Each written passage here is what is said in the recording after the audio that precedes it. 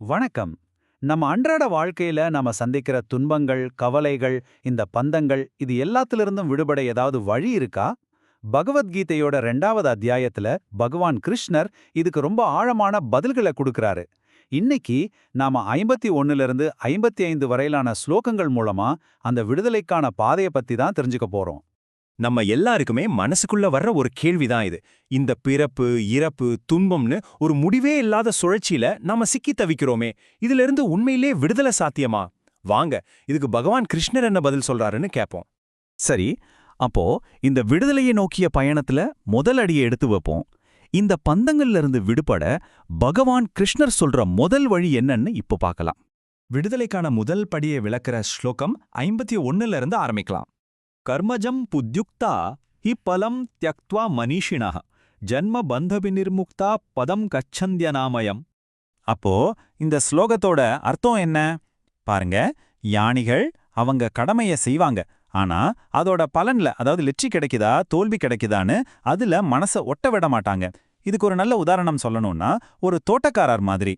அவரு செடிக்கு தண்ணி ஊத்துறாரு, அது அவரோட கடமை. ஆனா பழம் வருதா இல்லையாங்கிறது இயற்கையோட கையில இருக்கு.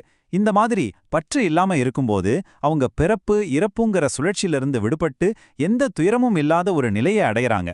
சரி, நாம செய்யற செயலோட பலனை துறக்கிறது தான் முதல் படி. ஆனா நம்மள சுத்தி இருக்கிற இந்த உலக மாயைய கடக்கிறது எப்படின்னு ஒரு கேள்வி வருது இல்லையா? வாங்க, இதுக்கு கிருஷ்ணர் என்ன பதில் சொல்றாருன்னு அடுத்த ஸ்லோகத்துல பாப்போம். மாயைய கடக்கிறதுக்கான வழியை சொல்ற ஸ்லோகம் 52. யதா தே மோகக்கலீலம் புத்திர் வியதிதரிஷ்யதி ததா கந்தாசி நிர்வேதம் ஸ்ரோதவ்யஸ்ய ஸ்ருதஸ்ய ச. இங்க கிருஷ்ணர் ஒரு ரொம்ப அழகான ஓமைய சொல்றாரு.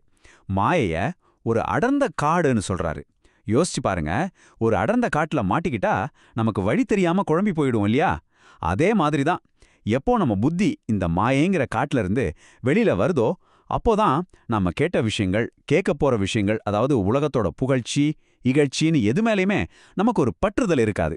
நாம ஒரு தெளிவான நிலைக்கு வந்துடுவோம். சரி, இந்த மாயைய கடந்தா என்ன நடக்கும்? அதுதான் அடுத்த ஸ்லோகம். ஸ்ருதி விப்ரபத்னாத்தே யதா ஸ்தாஸ்யசி நிశ్చலா சமாதாவச்சலா புத்திஸ் ததா யோகமவாப்ஸ்யசி. நம்மள சுத்தி பாத்தீங்கன்னா எத்தனையோ சாஸ்திரங்கள், போதனைகள், கருத்துக்கள்னு இருக்கு. இதெல்லாம் நம்ம மனச ஒரு மாதிரி அலைக்கழிச்சிட்டே இருக்கும். ஆனா எப்போ உங்க மனசு இந்த மாதிரி வெளியிலிருந்து வர்ற எந்த சத்தத்தாலையும் கலங்காம அப்படியே ஸ்திரமா தன்னுணர்வின் உச்சநிலையான சமாதியில அசையாம நிக்குதோ, அப்போதான் நீங்க உண்மையான யோகத்தை, அந்த தெய்வீக உணர்வை அடைஞ்சதா அர்த்தம்னு பகவான் சொல்றாரு. இதுதான் மன அமைதியோட உச்சம். இப்போ கிருஷ்ணர் இவ்ளோ ஆழமான விஷயங்களை சொன்னதும் அர்ஜுனனுக்கு ரொம்ப முக்கியமான, ரொம்ப பிராக்டிக்கலான ஒரு கேள்வி மனசுல வருது. அதாவது, இந்த மாதிரி ஒரு ஞான நிலையை அடைஞ்ச ஒருத்தரை பார்த்தா எப்படி கண்டுபிடிக்கிறது? அவங்களோட அறிகுறிகள் தான் என்ன? அர்ஜுனன் என்ன கேக்குறான்னு பாப்போம். ஸ்தித பிரஜ்ஞஸ்ய கா பாஷா சமாதிஸ்தஸ்ய கேசவ ஸ்திததீஹி கிம் பிரபாஷேத் கிமாசீத் விரஜேத் கிம். அர்ஜுனன் கேக்குறா, கேசவா, ஞானத்துல நிலைச்சு நிக்கிற அந்த ஸ்தித பிரஜ்ஞர் எப்படி இருப்பாரு? அவர் எப்படி பேசுவாரு? அவர் எப்படி உட்காருவாரு? அவர் எப்படி நடப்பாருன்னு கேக்குறான். பாருங்க, இது எவ்வளவு நேரடியான முக்கியமான கேள்வி. ஒரு சாதகனுக்கு இதை விட பெரிய சந்தேகம் என்ன இருக்க முடியும்? அர்ஜுனனோட இந்த அருமையான கேள்விக்கு பகவான் கிருஷ்ணர் இப்ப பதில் சொல்ல ஆரம்பிக்கிறாரு. ஒரு ஞானியோட இலக்கணம் என்னன்னு அவரே விளக்க போறாரு. பிரஜஹாதி யதா காமான் சர்வான் பார்த்த மனோகதான் ஆத்மன்யேவாத்மனா துஷ்டா ஸ்திதப்பிரஜ்ஞஸ்ததோச்சதே. இந்த ஸ்லோகத்துல தான் பகவான் அந்த முக்கியமான வார்த்தையே சொல்றார். ஸ்தித பிரஜ்ஞன். ஸ்திதானா நிலை பெற்ற, பிரஜ்ஞன்னா ஞானம்.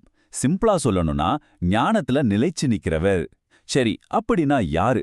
யார் ஒருத்தர் தம் மனசுல இருந்து வர்ற எல்லா ஆசைகளையும் முழுசா விட்டுட்டு வெளியில இருந்து சந்தோஷத்தை தேடாம தனக்குள்ளேயே தன்னோட ஆத்மாவிலேயே முழு திருப்தியை கண்டுபிடிக்கிறாரோ அவர்தான் ஸ்தித பிரஜ்ஞன். அப்போ கிருஷ்ணரோட பதில் ரொம்ப தெளிவா இருக்கு இல்லையா? ஒரு ஞானியோட அடையாளம் அவங்க வெளியில செய்யற விஷயங்கள்ல இல்ல, அது அவங்களுக்கு உள்ள இருக்கு. எப்போ ஒருத்தருக்கு வெளியில இருக்கிற பொருட்கள்ல இருந்து சந்தோஷம் தேவைப்படலையோ, எப்போ அவங்க தனக்குள்ளேயே ஆனந்தமா இருக்காங்களோ, அப்போ அவங்க ஞானத்துல நிலைச்சிட்டாங்கன்னு அர்த்தம். பகவத்கீதையோட இந்த மாதிரி ஆழமான கருத்துக்களை இன்னும் நிறைய பேர்கிட்ட கொண்டு சேர்க்க நாங்க முயற்சி பண்றோம். இந்த சின்ன முயற்சிக்கு உங்களோட ஆதரவு எங்களுக்கு ரொம்ப முக்கியம். முதல்ல இந்த விளக்கத்தை பொறுமையா பார்த்த உங்க எல்லாருக்கும் எங்களுடைய மனமார்ந்த நன்றி.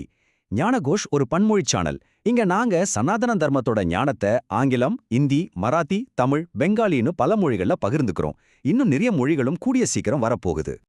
எங்களோட நோக்கம் ஒன்னே ஒண்ணுதான். சனாதன தர்மத்தோட காலத்தால் அழியாத இந்த பொக்கிஷங்களை உங்களுக்கு ரொம்ப எளிமையா தெளிவா கொண்டு வந்து சேர்க்கணும். நம்ம சேனல்ல நீங்க ஸ்ரீமத் பாகவதம், பகவத்கீதை, மகாபாரதம், லலிதா சகஸ்ரநாமம், தெய்வத்தின் குரல், அப்புறம் மகாராஷ்டிரா, வங்காளத்தோட மகான்கள், ஆதிசங்கரோட தெய்வீக வரலாறுன்னு பல விஷயங்களை பத்தி தினமும் தெரிஞ்சுக்கலாம். இது எல்லாமே பல மொழிகள்ல இருக்கு.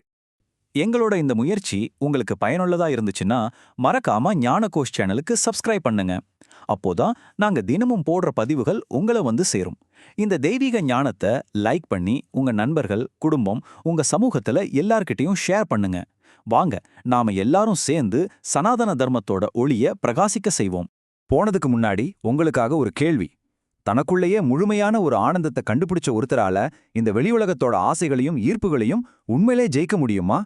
இத பத்தி யோசிச்சு பாருங்க. நாம அடுத்த விளக்கத்துல சந்திப்போம். நன்றி.